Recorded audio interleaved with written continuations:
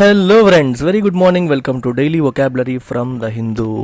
మీరు English improve చేసుకోవాలనుకుంటే look no further. మీరు ఏ కాంపిటేటివ్ ఎగ్జామ్ ప్రిపేర్ అవుతున్నా, UPSC CSAT, IBPS, SSC CGL, CAT, RB grade B, APPSC, TSPSC, ఏ exams prepare అవుతున్నా అన్ని ఎగ్జామ్స్కి అవసరమైన ఇంగ్లీష్ క్లాసెస్ మీకు ఇంగ్లీష్ ఇన్ఫినిటీలో లభిస్తాయి.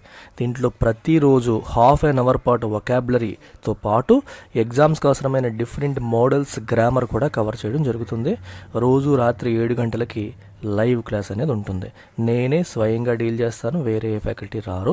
3000 రూపీస్ ఫీజుతో మీకు లైఫ్ టైం వ్యాలిడిటీ లభిస్తుంది. అంటే తక్కువ ఫీజు, ఎక్కువ వ్యాలిడిటీ. అంటే మీరు జాబ్ కొట్టేంత వరకు కూడా ఈ క్లాసెస్ని మీరు యాక్సెస్ చేయొచ్చు. లైవ్ క్లాసెస్ అటెండ్ అవుతూ ఉండొచ్చు.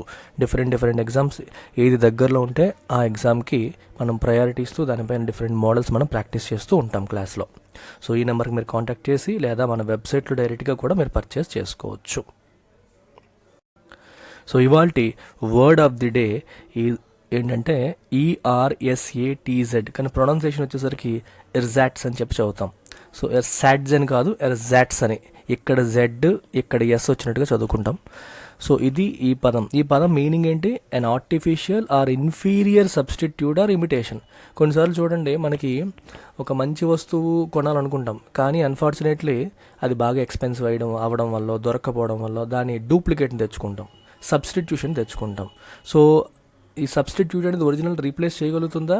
లుక్స్లో చేయొచ్చేమో, క్వాలిటీలో చేయలేదు కదా. అందుకే అన్నారు ఆర్టిఫిషియల్ అది ఇన్ఫీరియర్ సబ్స్టిట్యూట్ ఇమిటేషన్ని ఎర్జాట్స్ అని అంటాం. అట్లాంటి ఇమిటేషన్ని మనం ఇమిటేషన్ జ్యువెలరీ చూస్తూ ఉంటాం. కొన్నిసార్లు ఒక వస్తువు బదులు గోల్డ్ బదులు ఆ టైప్ ఇంకొకటి, సేమ్ మోడల్ ఇంకొకటి వేసేసుకోవడం, 1 గ్రామ్ గోల్డ్ అని చెప్పి వేస్తూ ఉంటారు. ఇక్కడ కూడా ఎగ్జాంపుల్ ఇచ్చాడు చూడండి. He try to scam the customers by selling them ersatz products. So ఈ వ్యాపారం ఏంటి? ఒరిజినల్ లాగా అని చెప్పేసి ఈ డూప్లికేట్స్ అమ్మేయడానికి ట్రై చేశాడు. ఆ డూప్లికేట్లు అమ్మడం ద్వారా కస్టమర్స్ని స్కామ్ చేయడానికి, అంటే మోసం చేయడానికి అతను ప్రయత్నం చేశాడు అని చెప్పేసి ఇక్కడ యూసేజ్ కనిపిస్తుంది. మీరు కూడా దీని మీద ఒక సెంటెన్స్ ఫామ్ చేసి మీరు కామెంట్ సెక్షన్లో పెట్టండి. So it is an adjective. ఓకేనా? Adjective, right. సో ఇవాళ న్యూస్ పేపర్ మీరు ఫ్రంట్ పేజ్ గమనిస్తే you can see some words here. Cattle van driver found dead after assault by cow vigilantes near Bengaluru. Very interesting sentence ఇది. News విషాదకరం, but sentence English పరంగా మీకు interesting. Vigilante అంటే అర్థం ఏంటి? Vigilante is someone who takes law in their own hand, in his own hand. అంటే ఎవరైతే చట్టాన్ని తమ చేతుల్లోకి తీసేసుకుంటారో, అంటే వాళ్ళకి ఇన్స్టెంట్ జస్టిస్ కోసం ఒక వ్యక్తి తప్పు చేస్తున్నాడు అని భావించినప్పుడు అతని పైన లీగల్గా ప్రొసీడ్ అవ్వకుండా చట్టాన్ని తమ చేతుల్లోకి తీసుకొని ఇన్స్టెంట్ జస్టిస్ కోసం ఎఫర్ట్ పెట్టేవాళ్ళు, అంటే ప్రయత్నం చేసే వాళ్ళని విజిలాంటేస్ అంటాం. ఎస్పెషల్లీ ఇప్పుడు చూడండి, కౌ విజిలాంటే అంటే అర్థం ఏంటి? గో రక్షక్స్, అంటే కౌని మనం కాపాడుకోవాలి, మన హిందువులకి పవిత్రమైన యానిమల్ అది అని చెప్పేసి మనం అనుకుంటూ ఉంటాం. దాన్ని ఏ ముస్లిమ్స్ వేరే వాళ్ళు చంపుకొని తినేస్తున్నారు అనేసరికి ఒక్కసారిగా కోపం వచ్చేస్తుంది. సో అది చేశాడని చెప్పేసి అతన్ని పట్టుకొని మాబ్ అందరం కలిపి గుంపుగా వెళ్ళి వాళ్ళని చంపేయడాలని జరిగిపోతున్నాయి. సో ఈ కౌ విజిలాంటేస్ ఇలా ఒక క్యాటిల్ వ్యాన్ డ్రైవర్ని చంపేశారంట. అసాల్ట్ అంటే అర్థం ఏంటమ్మా? దాడి. సో ఈ కౌ విజిలాంటేస్ దాడి చేశారు. ఆ దాడి వల్ల అతను హీ వాజ్ ఫౌండ్ డెడ్, చనిపోయి కనిపించాడు. అంటే మనకి కబేలాలకి తీసుకెళ్ళిపోతారు చూడండి క్యాటిల్ని. క్యాటిల్ అంటే ఆవుల మంద. కబేలాకి తీసుకెళ్లే ఆ వ్యాన్ డ్రైవరు చనిపోయి కనిపించాడు వీళ్ళు దాడి చేసిన తర్వాత. ఇది మనకి కనిపిస్తున్న పరిస్థితి. విజిలాంటే గుర్తుపెట్టుకోండి. ఇది చాలా కామన్గా ఈ మధ్యన మనకి న్యూస్లో వస్తుంది. సిమిలర్గా మీకు ఇంకొక సెంటెన్స్ చూసుంటారు, మాబ్ లించింగ్ అనే పదాన్ని కూడా చూసుంటారు. మాబ్ అంటే గుంపుగా, లించ్ అంటే చంపేయడం, గుంపుగా వెళ్ళి చంపేయడం అనమాట. గుంపుగా వెళ్ళి దాడి చేసి చంపేయడం. సో విజిలాంటేస్ చేసే పనే ఇది. సో విజిలాంటేసే ఇట్లాంటి పని కూడా చేస్తూ ఉంటారు. గుంపుగా వెళ్ళి చంపేయడాలు గట్రా చేస్తూ ఉంటారు, వాళ్ళు అనుకున్నది తప్పు చేస్తున్నారు ఎవరో అన్నప్పుడు. ఇక్కడ చూడండి, on same sex union faith leaders show rare unity. So బేసికల్గా సేమ్ సెక్స్ యూనియన్ అంటే మనకి గే కావచ్చు, వీళ్ళు అంటే అబ్బాయి లేదా అమ్మాయి వాళ్ళ పెళ్ళిని లీగలైజ్ చేయాలి, లీగల్ స్టేటస్ ఇవ్వాలని చెప్పేసి వాళ్ళు పిటిషన్ వేశారు సుప్రీంకోర్టులో.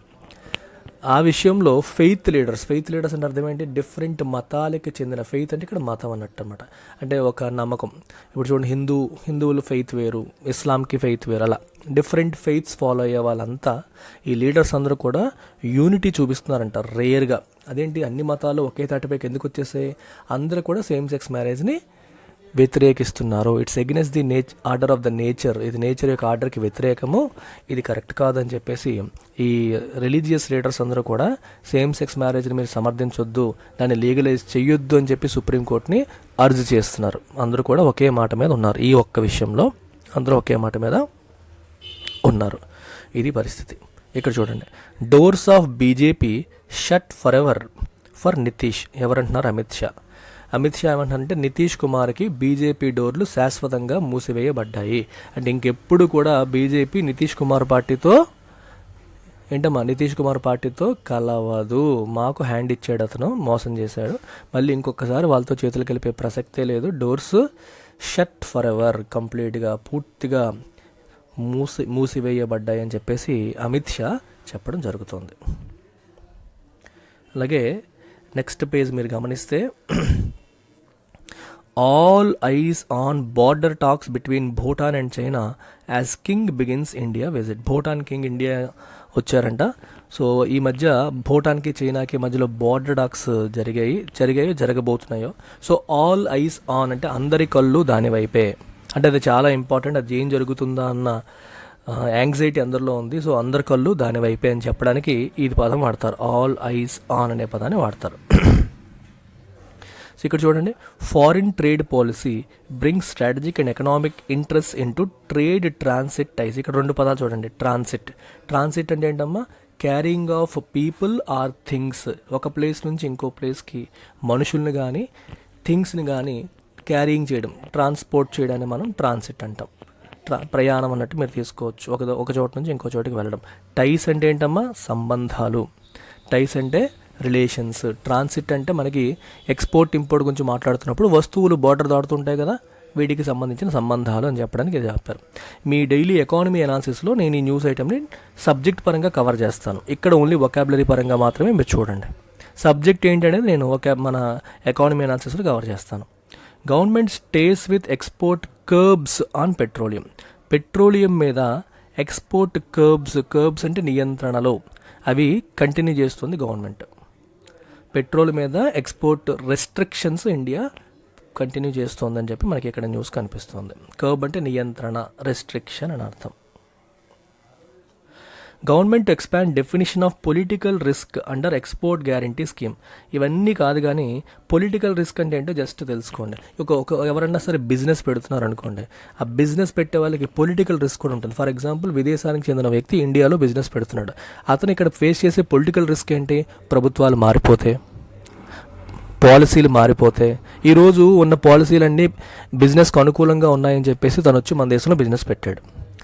వచ్చిన తర్వాత కొన్నాళ్ళకి ప్రభుత్వం పాలసీలు మార్చేసింది అనుకోండి, విధానాలు మార్చేసింది అనుకోండి, అదేంటిది, అన్సర్టెనిటీ కదా, అది పొలిటికల్ రిస్క్. అంటే పొలిటికల్ డెవలప్మెంట్స్లో వచ్చిన మార్పుల వల్ల వచ్చిన రిస్క్ని, దానివల్ల పాలసీలు ఏమైనా మారితే ట్యాక్సులు పెంచేయడం కావచ్చు, లేకపోతే టారిఫ్లు పెట్టేయడం కావచ్చు. ఎక్స్పోర్ట్ ఇంపోర్ట్ పరంగా తీసుకుంటే ఇంతకుముందు సొంకాలు ఉండేవి కాదు, ఇప్పుడు సడన్గా సొంకాలు పెంచేశారనుకోండి, ఇవన్నీ కూడా పొలిటికల్ రిస్క్ కిందకి వస్తాయి అని గవర్నమెంట్ డెఫినిషన్ని ఎక్స్పాండ్ చేసింది. అంటే ఈ రిస్క్కి, ఎక్స్పోర్ట్ రిస్క్కి ఇన్సూరెన్స్ ప్రొవైడ్ చేసే కార్యక్రమం జరుగుతుంది. నేను డీటెయిల్గా మీకు డైలీ ఎకానమీ అనాలిసిస్లో డీటెయిల్గా కవర్ చేస్తాను. సో ఇదన్నమాట మీనింగ్. పొలిటికల్ డెవలప్మెంట్స్ వల్ల, పొలిటికల్ చేంజెస్ వల్ల, పొలిటికల్ ఇన్స్టెబిలిటీ వల్ల, పొలిటికల్ డెసిషన్స్ వల్ల బిజినెస్కి వచ్చే రిస్క్ అనమాట, దట్ ఈస్ పొలిటికల్ రిస్క్. ఇది మీరు తెలుసుకోవాలి. సో ఇది చూడండి. Next, family of 4 from Gujarat drowns while illegally crossing river to reach US. Drown అంటే ఏంటో మునిగిపోవడం. గుజరాత్కి చెందిన నలుగురి ఫ్యామిలీ యుఎస్ని రీచ్ అవ్వడానికి రివర్ని ఇల్లీగల్గా క్రాస్ చేస్తూ మునిగిపోయారు. డ్రౌన్ అంటే ఏంటమ్మో మునిగిపోయారని చెప్పేసి మనకి ఇక్కడ కనిపిస్తుంది. సో ఇది ఇవాల్టి 2 పేజెస్లో మనం కవర్ చేసిన న్యూస్. అదే మీరు లైవ్ క్లాసెస్కి వస్తే రిమైనింగ్ పేజెస్లో న్యూస్ మనం 30 మినిట్స్ పాటు కవర్ చేస్తాము. బిజినెస్ పేజ్, స్పోర్ట్స్ పేజ్ అన్నీ కూడా చూస్తాం. ఒక 30 నిమిషాల పాటు ఎన్ని వీలైతే అన్ని. దాంతోపాటు నో యువర్ ఇంగ్లీష్ అనే ఒక కాలం ఉంటుంది, అది కూడా మనం కవర్ చేస్తాం. సో అవన్నీ కావాలంటే మీరు చేయాల్సింది ఇంగ్లీష్ ఇన్ఫినిటీ కోర్సులోకి రావడమే. కేవలం 3000 రూపీస్ పే చేసి లైఫ్ టైం వ్యాలిడిటీ పొందడం ద్వారా మీరు ప్రతిరోజు వొకాబులరీ నేర్చుకోవచ్చు. దాంతోపాటు ఎగ్జామ్స్కి అవసరమైన డిఫరెంట్ కాంపిటేటివ్ మోడల్స్ని కూడా మీరు పికప్ చేసుకోవచ్చు. ఈ ఫీజు మీకు 15th ఏప్రిల్ వరకు మాత్రమే వ్యాలిడ్, తర్వాత పెరగొచ్చు. ఈ నెంబర్కి కాంటాక్ట్ చేయండి లేదా వెబ్సైట్లో డైరెక్ట్గా పర్చేస్ చేయండి. That's about it. Take care.